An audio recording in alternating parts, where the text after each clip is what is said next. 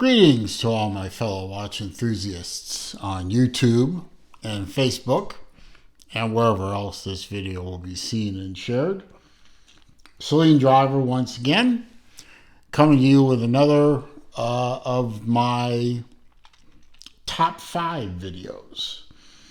I've already done one top 5 video, which was top 5 watches that I would take with me on a trip. So I thought it was a pretty good idea, but I decided to go with some more top 5 videos. I have multiple ideas.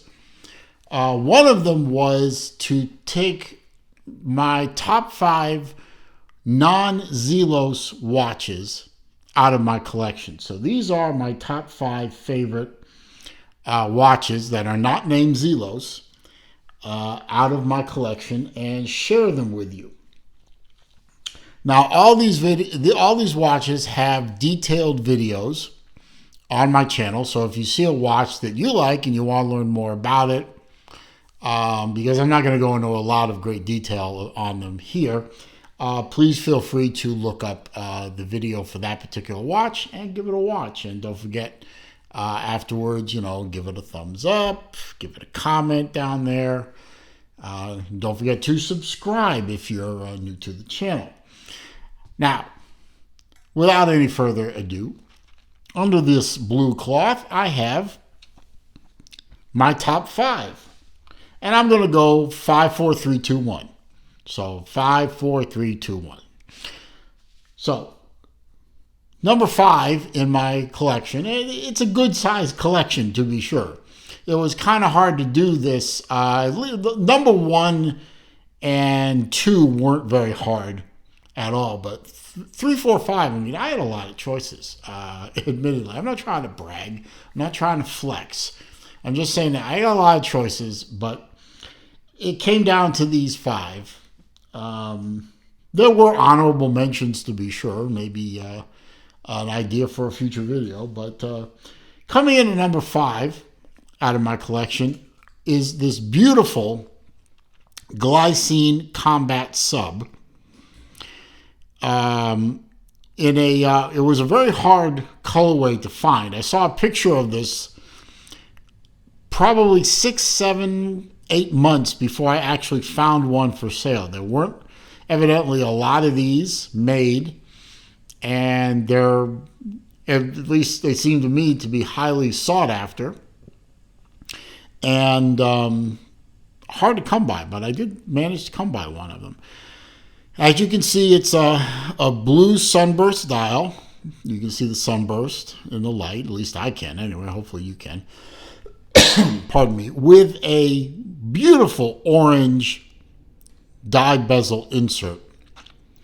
Now, those of you who know me know I am an alumnus of the University of Florida, the Florida Gators, whose colors are orange and blue.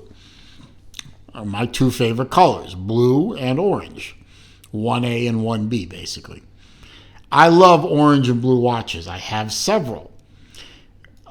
This one is particularly a really good favorite of mine. I really love the way this watch looks. It wears beautifully. It's very thin for a dive watch.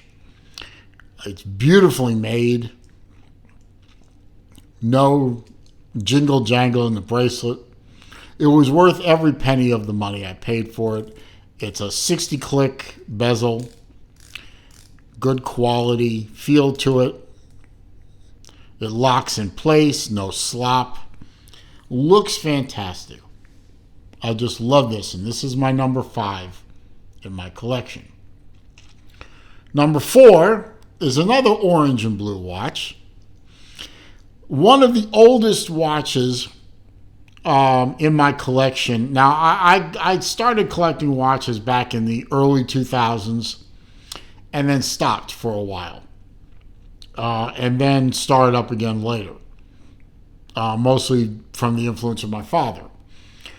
When I was collecting early on in 2005, 2006, I had already bought my first Doxa dive watch, and that was because I had heard of Doxa through my favorite author, Clive Cussler. His main character in his books, Dirk Pitt, wore an orange-faced Doxa dive watch. And when I saw one of those in the flesh, finally, I bought one. And then I saw on the Doxa website this watch, the Sub 750 GMT. And they didn't make a lot. This is the only GMT Doxa's ever made.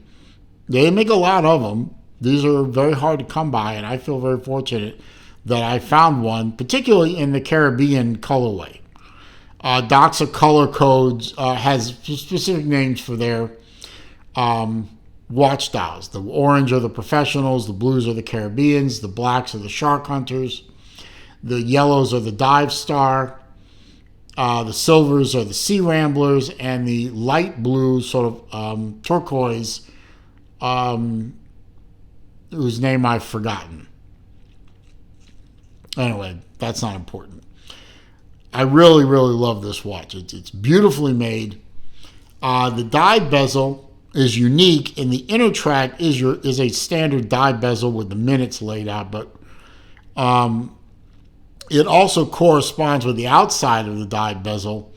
Will tell you how long you can stay down based on based on the amount of feet you're underwater, corresponds to the number of minutes you can stay down on the bottom. So if you were, like, say, at 110 feet, according to the dive tables, at least as far as I remember, if I'm wrong here, let me know in the comments, you can stay down on the bottom for 20 minutes before you have to start your ascension to avoid the bends. And of course, as you go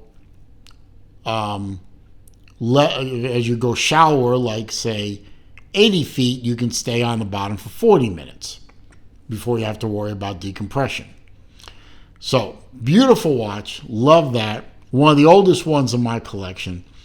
Again, in the orange and blue colorway that I love so much.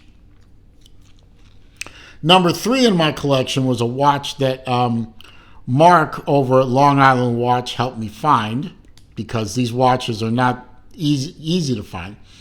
Now, Marathon JSARs, Jumbo Search and Rescue, JSAR, JSAR, they're easy to find. But the Yemen version, the Israeli Special Forces version, is not easy to find, and Mark managed to find one for me. You can see we have the Yemen symbol at the 12 o'clock. The day, you have a day and date. The day complication is in both English and Hebrew. So that's what Saturday looks like in Hebrew. You also have the Yemen symbol etched in here. Let me open this up a little better here so you can see a little better. You have the Yemen, I don't know, the light is screwing around. You have the Yemen crest there. All that information about the watch.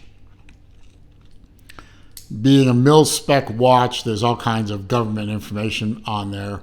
Procurement numbers.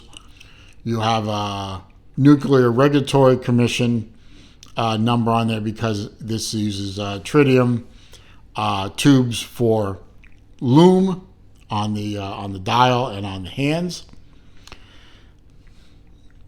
Beautifully made watch. I do have the original strap for this, and I also have the Yemen bracelet for this as well, but I have put it right now on this black mesh Ishii bracelet that I found on eBay. Not eBay, Amazon, which is very comfortable. Fantastic bezel action, 120 click, very chunky, very loud, and very precise. Big watch at 46 millimeter, one of the thickest watches I own. I think it's 18 and a half, 19 millimeter, something like that. Big, thick, chunky, automatic movement. Great watch. A favorite of mine because of what it represents. And also because, it wasn't easy to find. And every time I show that watch or describe it or go over it in a video, I always say thank you to Mark from Long Island Watch. Not sponsored, for him helping me find one. My number 2 watch in my collection is a watch that I was bequeathed from my father. This is the Rolex Sea Dweller Deep Sea. This is the James Cameron watch. This is the one with the watch that the gradients from blue down to black to represent, at the top of the ocean near the surface of water, with the light it looks blue, and as you go down into the deeps and the sunlight fades away and dies, everything turns to black.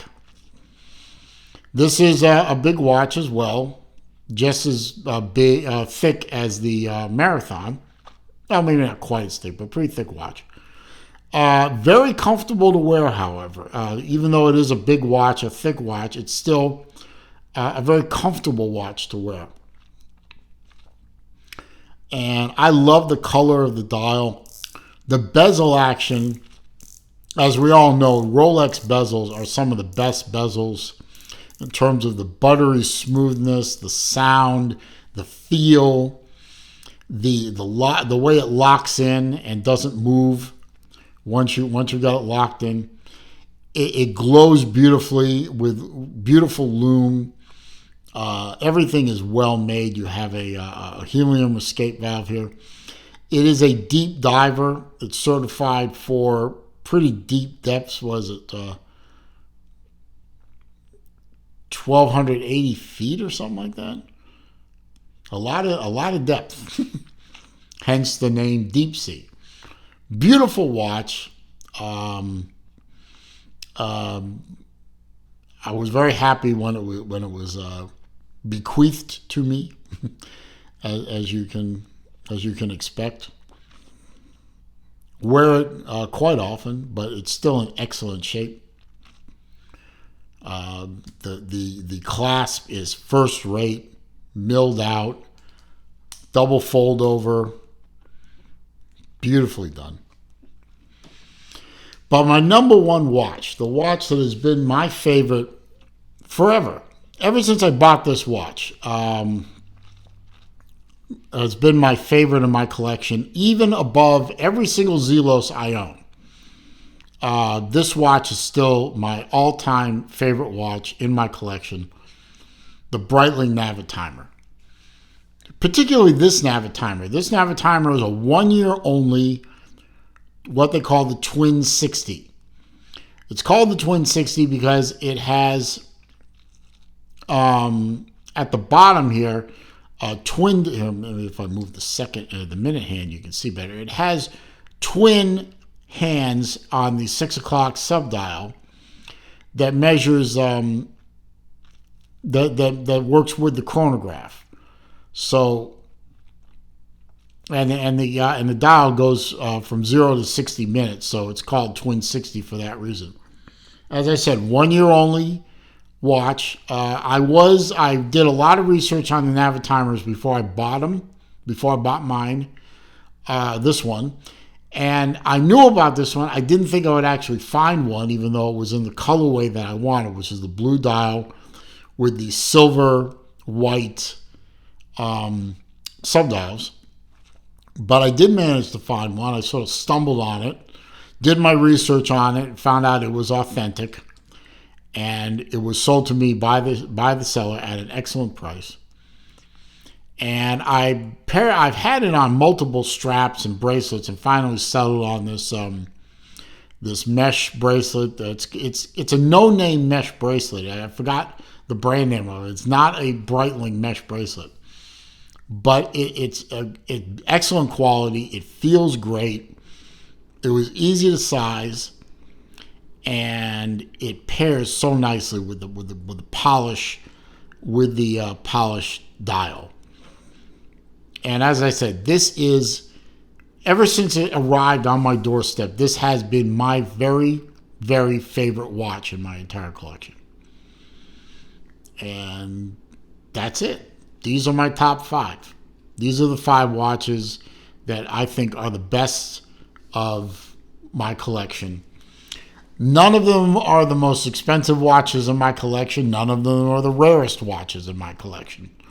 None of them have anything, that some watch collectors would consider covetable with respect to price or rarity or scarcity or special features. These are the watches. These are the top 5 watches that I like in my collection that are not named Zelos. We'll get to that in a little bit. Anyway, I hope you enjoyed this video. I hope you found it to be entertaining, useful, informative. If you did, I hope you will click that thumbs up. That does help with YouTube search algorithms and helps to bring people to the channel, which is always a good thing.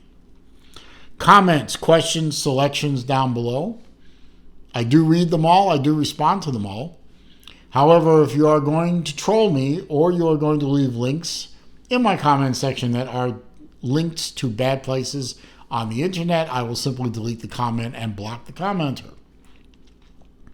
If you're new to the channel or you haven't already done so, please take the opportunity now to click that red subscribe button down there at the bottom of the view window. And when you do that, don't forget to click the bell icon so that when I upload new videos or when I do live streams, you will be alerted. You will get a message. Meanwhile, as I always say at the end of my videos, there's a crazy old world out there. It is not getting any less crazy. If you watch the news, you know what I'm talking about. So please, stay safe out there. Be careful. Be well. I'll see you soon.